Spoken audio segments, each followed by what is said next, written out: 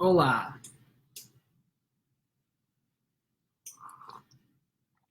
Just got my handy Four Sigmatic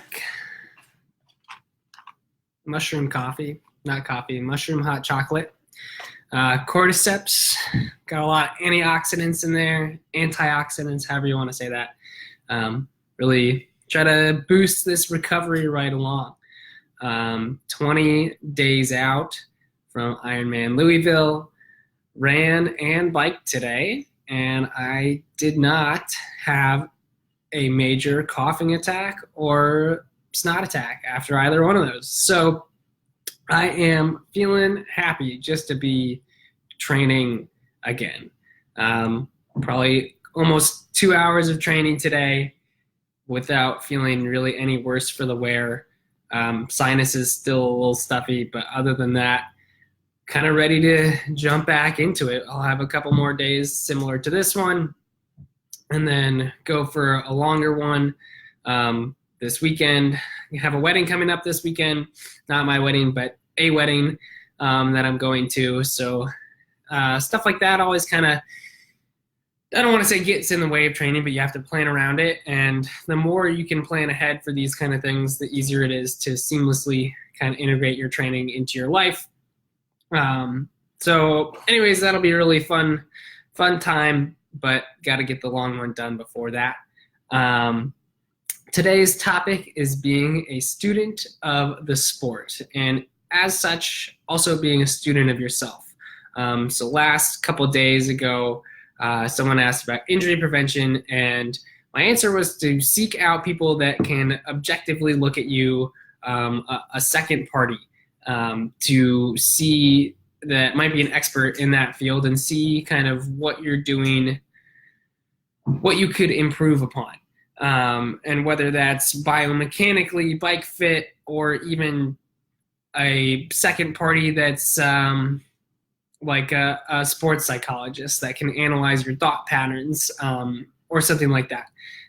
So taking some of the burden off of yourself, putting it on someone else, someone that might know more than you. But on the flip side of that, you also need to become a student of your sport and a student of yourself. And what I mean by that is taking time to learn more of the nuances about those things, so that maybe if you're never an expert, that's okay. But if you can learn one or two new tricks that you can integrate into your daily habits, that's something that might benefit you down the road.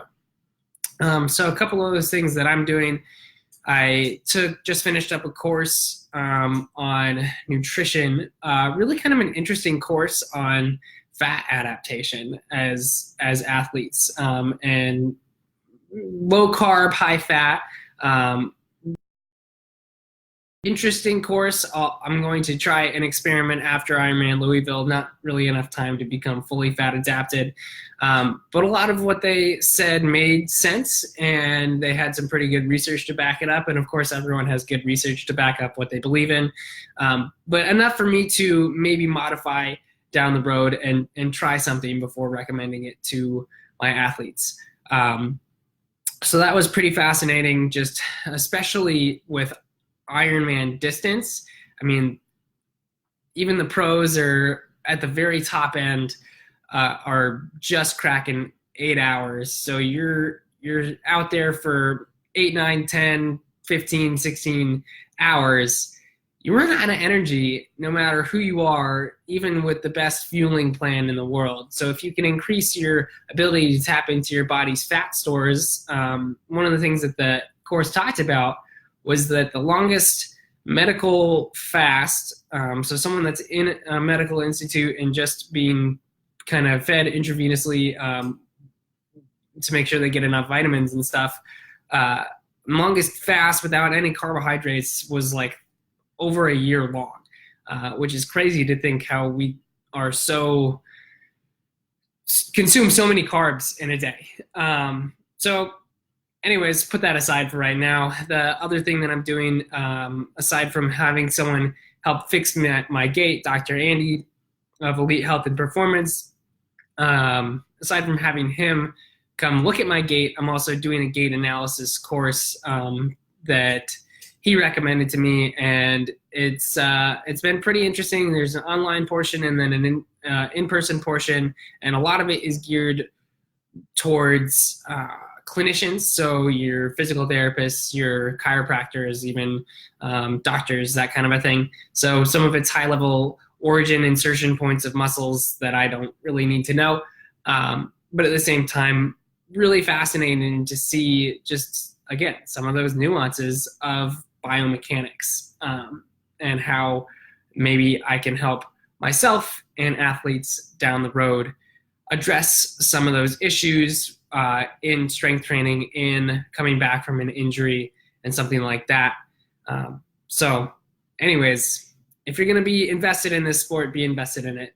And that goes for anything that you do. If you're going to be invested in something, take the time to learn about it and learn about how you interact in that environment. Last thing that I want to talk about on the run cross-country practice today, one of the topics that got brought up was bucket lists. And bucket lists are always something that's kind of fascinating to me because it sounds like this really fun idea, but at the same time, it's kind of morbid because it's literally before you kick the bucket, it's something that you want to do. So before you die, before you're not on this earth. And they were talking more about bucket lists in terms of things that you want to do maybe before you graduate or before fall ends or seasonal things. But I think a lot of people have bucket list things that are do an Ironman or do a half Ironman or do a marathon, something like that. So I'm going to drop a question after this on my Instagram and Facebook story of what your bucket list is. So or at least one thing on your bucket list. So I'd love to hear it. See you tomorrow. Bye.